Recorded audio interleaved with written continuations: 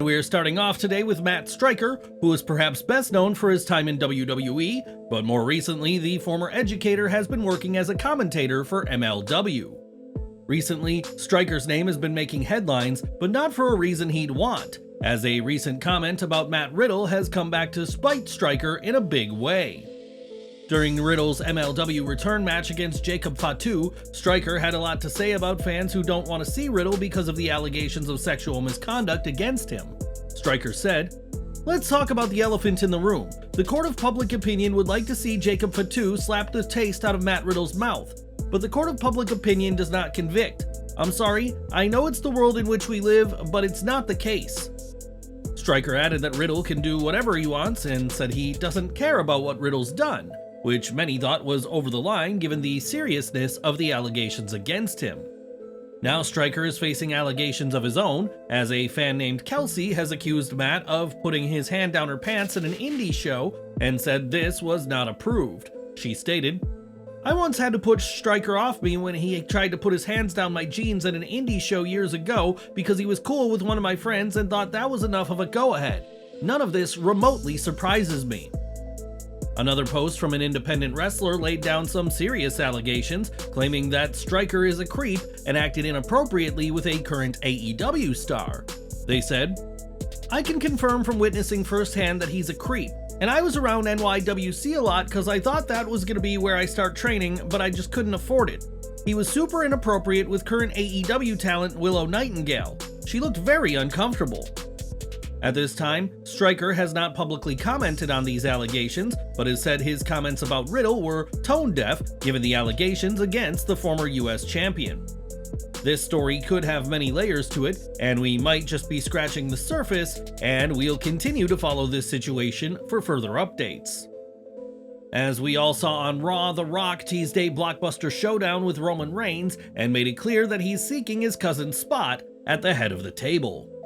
While The Rock didn't give a date, many have predicted that such a showdown will happen at WrestleMania 40, which was even alluded to in an Easter egg on NBC's Young Rock. The Rock vs. Roman Reigns would be one of the biggest matches in history, and would be another slam dunk main event for Reigns, though it's worth noting that nothing has been confirmed yet. On SmackDown, Reigns laughed at the possibility of The Rock taking his spot, while Paul Heyman addressed the comment more directly, and there's now 3 months until WrestleMania 40. Due to current angles and storylines, however, there are also several factors as to why it shouldn't take place at WrestleMania 40. Here are 3 of those reasons. Number 3, the match would serve WWE better at another event. Before WWE gets to WrestleMania, there is the Elimination Chamber event, which will be special for many reasons, including for the fact that it'll take place in Perth, Australia.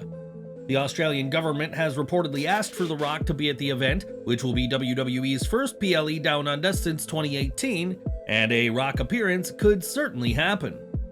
Rhea Ripley is the biggest Australian star in WWE, but other huge contests will have to be booked for the card, and international shows typically have one part-time performer, which could be The Rock. If The Rock simply shows up and doesn't wrestle, it'll be disappointing for the fans, so don't be surprised if we see the Great One lock horns with Roman Reigns next month. Number 2, a WrestleMania 40 match is a no-win scenario. Roman Reigns recently surpassed 1,200 days as Universal Champion, but if WWE wants him to be the longest reigning champion in history, there are some title reigns he'll have to overcome. In the 1980s, Hulk Hogan held the title for 1,474 days, and if WWE does indeed want to break that record, it puts the company in something of a bind. If the match is at WrestleMania and WWE wants Roman to beat Hogan's reign, that means he'll have to retain, which means nothing changes on SmackDown. That only helps Reigns, and not the rest of the roster, but on the other hand, if he is to lose the title, it should be at WrestleMania 40. The problem here is that a Rock win at WrestleMania puts the title on another part-timer and relays the notion that none of the full-time stars were good enough to beat Reigns or as good as The Rock. The Rock, for all his many accolades, was never a work rate specialist, even in his prime, and being over 50 means his appearances would be sporadic and his matches would be short. Number 1, it takes away a main event spot from someone more deserving. When Stone Cold Steve Austin came back against Kevin Owens 2 years ago, it wasn't a big problem as he didn't challenge a current major champion. Instead, Austin Owens was a relatively no-stakes entertaining affair and allowed other stars to go for the titles, and WWE would be wise to remember that when booking The Rock. The Rock has main evented WrestleMania before and will do so again if he tangles with Reigns in Philadelphia, in what will be taking a main event from someone who truly deserves it. Look at Cody Rhodes, LA Knight, Bobby Lashley, or CM Punk. There's a long list of talented people in WWE who deserve to know the feeling of a WrestleMania main event for a world title. Part-time returns work when they aren't in major title programs such as Austin vs. Owens or John Cena vs. Austin Theory, which saw the GOAT fail to capture the United States title. If Rock Roman is at WrestleMania, it'll unquestionably be the main event and take away a prime spot from someone risking their health and body for WWE and its fans every single week. Now, Alexa Bliss is one of the most recognized women in wrestling today, but sadly, a drawback from her celebrity status is that she has to deal with some unsavory people. This week, one of those people took to Twitter to claim that they will jump the barricade and slap Bliss when she returns to TV, adding that Bliss won't be the last woman he puts his hands on. Bliss saw the post and replied, "Glad to see you back on Twitter," suggesting that whoever this is, she's had to deal with them in the past. In responses, fans shared their concern for Bliss, with one pleading for her to be safe, while another questioned how this person isn't in jail if he's been threatening Bliss like this before. The threat has been since taken down, as has the account associated with it, but like we said, this is hardly the first time Bliss has had to face problematic people online. One person even claimed to be married to Bliss and threatened to kill her actual husband, and hopefully they'll come to a time when these posts are a thing of the past. In a matter of days, Impact Wrestling will officially relaunch as TNA with their Hard to Kill pay-per-view, and excitement for the relaunch is at a fever pitch. Over the next few days, Impact/TNA will be revealing the newly designed TNA championships, but could this relaunch also see the return of the six-sided ring? During an episode of his podcast, Kurt Angle said he thinks it's a great idea, and that the smaller ring size and unique ring shape results in faster-paced action and less downtime in matches. He added, "Guys are coming off the ropes quicker because it's a smaller ring. I think that's why TNA, it's really action-packed because there's not a lot of dead time." Angle added that the smaller ring dimensions force a wrestler to engage with their opponent more frequently, as he explained. "When you're in there, you bounce off the ropes 1 step, 1.5 steps, and you're gonna step into the opponent that's going to end up throwing you. The ring is a lot smaller when it's 6 sides than when it's 4 sides. While Angle thinks this is a great idea, all reports have said that TNA has no plans to bring back the 6-sided ring, and that those in the company prefer the traditional 4-sided structure. That being said, you can never say never, and the potential return of the 6-sided ring is just one of many changes fans would love to see as TNA reestablishes itself in the wrestling world. Hard to Kill will happen on January 13th and see Alex Shelley defending the TNA Heavyweight Championship against Moose in the main event in what'll be a historic night for the company. Last weekend, Mustafa Ali made his return to the ring at a wrestling event in France, and the former superstar earned quite the ovation from the crowd. Ali won his match in the main event, and in a post-match heartfelt promo, opened up about the challenges that he's faced, even revealing a shocking comment from upper management.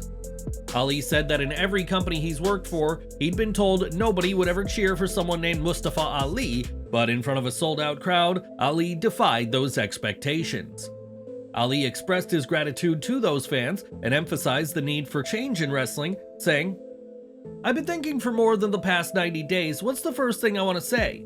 And it's as simple as this, and if I tear up, I apologize because I mean this from the bottom of my heart. Every upper management person that I have ever worked for in this industry has told me to my face, no one will ever cheer for someone named Mustafa Ali. No, even better than them, show them. And to those people watching, right now I'm in a sold-out house at APC and every single person in this building is chanting Mustafa Ali. I'm gonna leave the ring tonight with one more note, and this is what I want in the industry. I want change in the industry. I want guys that are a certain level to reach down and pull people up."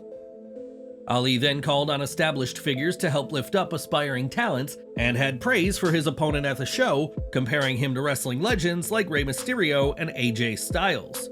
He said, The young man that I just shared the ring with, Igel Blank, let me tell you something. I've been in the ring with Rey Mysterio. I've been in the ring with AJ Styles, Randy Orton, you name them. I've been in the ring with them, and you, my good man, are just as good as them. It was an absolute honor. This was for me more than you, trust me. It was an absolute honor to perform here. I landed this morning and I have not slept, and I don't give a shit because this gives me life. Thank you all, good night, I love you. Mustafa Ali is embarking on a world tour and has been announced for several wrestling events. And what do you make of his comments at this show? Let us know in the comments down below. Right now, Mercedes Moné is one of the hottest free agents in professional wrestling, with speculation as to whether she'll return to WWE, join AEW, or do something entirely different. In the midst of these rumors, Mercedes Moné recently took to Instagram, sharing an image of her old in-ring gear, stirring significant interest among fans as to what's next. As one of the biggest names in women's wrestling, Moné will be offered a big deal no matter where she goes, but a recent rumor about a ludicrous amount of money has been put to rest. It was recently rumored that AEW is ready to pay $5 million for Moné's services, which would make her likely the highest paid star around, but that isn't the case. During a PW Insider Q&A session, Mike Johnson said there's no truth to these rumors, but if this was the case, Moné would be crazy not to take it, especially if it was on a guaranteed contract. Talks between Moné and WWE broke down because of money, as the two sides had different views, and while she'll earn a fortune when she signs somewhere, it won't be the amount rumored online. We've got an update from Ted Turner now, as the former WCW mogul was diagnosed with Lewy body dementia 5 years ago and rarely makes public appearances. Recently, Turner resurfaced for his 85th birthday party in Atlanta and was said to be in a good mood and speaking with friends at the party that featured hundreds of attendees. Turner is using resources to help raise awareness for Lewy body dementia, and we wish him the very best as he continues to tackle this situation head-on. Since his debut in 2009, Sheamus has accomplished plenty in his WWE career, but there are some accolades that the Celtic Warrior still has on his bucket list. Speaking with Will Dalton on the Virgin Media Sports Stories, Sheamus was asked what's left for him in WWE and has 2 goals in mind. The IC title, that's it. I want to main event WrestleMania too. I want to main event WrestleMania as well, that's another one. The IC title and main event WrestleMania are the 2 things I want to do. I should have main evented WrestleMania last year. I should have gone on last. It stole the show at WrestleMania. Nothing came close match-wise, the match me, Gunther, and Drew had. I knew that was always going to be the case. I was so close to capturing the title at Mania, and it just got taken away from me. Sheamus has been out since August with an injury, but is expected to return to TV in due time. And would you like to see Sheamus obtain these goals? Let us know down below. Over the past few days, Reby Hardy, the wife of Matt, has been sharing several posts online that have suggested that her marriage is on the rocks and that Matt has been interested in another woman. Reby even shared a post claiming that trying to talk to her husband is impossible as his brain is fried due to CTE, and she's now responded to some backlash. When one fan on TikTok said that Reby's posts were toxic AF and that she shouldn't air your messy life online, Reby fired back, saying she airs everything, not just the good, and this is how she copes. At this time, Matt Hardy has not responded directly to his wife's posts, but in a tweet, Matt retweeted a previous post saying that if karma's a real thing, he's good with it, and said this is always the case. Could Matt be suggesting that he is facing karma for being interested in somebody else? We can't say for certain, but on Instagram, Reby asked fans if she should open her own OnlyFans account. Matt and Reby married in 2013, and the couple have 4 children together, and whatever comes next, expect plenty more posts by Reby, for better or for worse. In the main event of Pro Wrestling Noah's New Year 2024 show, Kota Ibushi competed for 30 minutes against Naomichi Marufuji and was able to secure the win despite some setbacks. Ibushi was seen grabbing his ankle after an attempted moonsault, and despite this, he was able to persevere and secure the victory. The match received a lot of backlash as fans pointed out that Ibushi seemed to be dealing with injuries throughout the entire match, and Ibushi was rushed to the hospital after the match. In an update, Noah has stated that Ibushi was diagnosed with a right tibiofibular ligament tear and a right ankle lateral ligament complex injury, and is scheduled to undergo another examination. We don't know when Ibushi will be back in the ring, but in a tweet this week, the 41-year-old shared his retirement plans, stating that when his AEW run ends, so will his time competing in Japan. Kota Ibushi already confirmed he would be undergoing surgery, which comes as a huge setback for fans of the AEW star, and we are hoping for the best after this unfortunate situation.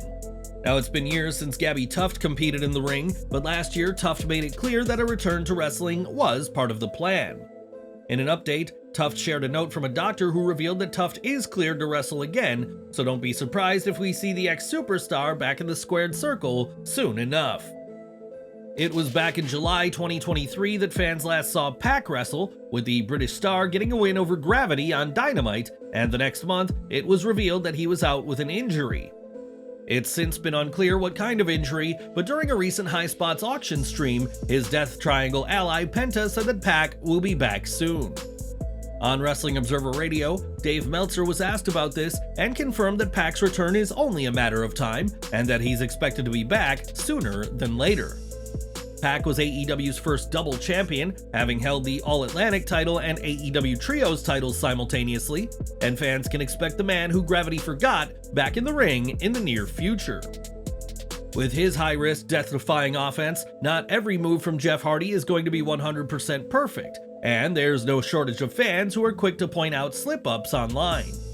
During the latest Rampage, Jeff tried to jump off his brother's back but slipped, and fans were quick to pounce on this botch, and now Matt has given a response. In a tweet, Matt said that Jeff slipped, and it happens all the time in wrestling, and has happened before and will happen again in pro wrestling.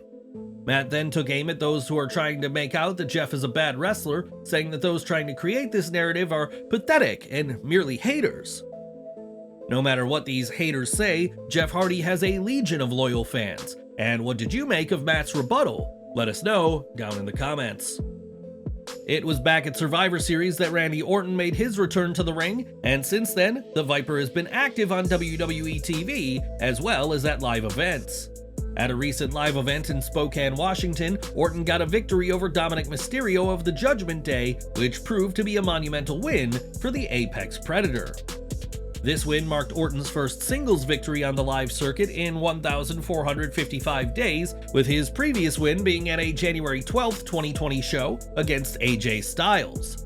Of course, much of 2020 didn't feature live events due to the pandemic, and between Orton's hiatus due to injury and his time in RK Bro, it's clear why he wasn't getting singles matches at events.